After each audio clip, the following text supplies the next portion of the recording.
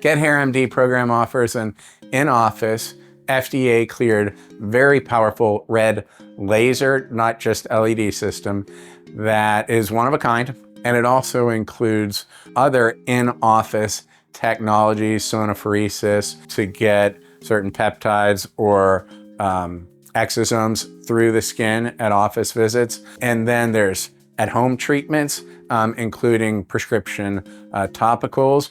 But maybe the neatest thing, since people are thinking, does this topical work? Does that topical work? My friend said take this, or well, we start the program with a genetic test that looks at your susceptibility or sensitivity to all the well-known hair improvement drugs like minoxidil, finasteride, and a whole bunch of other things, because it turns out a lot of people are going to be resistant to, let's say, Rogaine minoxidil. They might have been using it for 30 years. You do a genetic test and say, well, that doesn't work for you.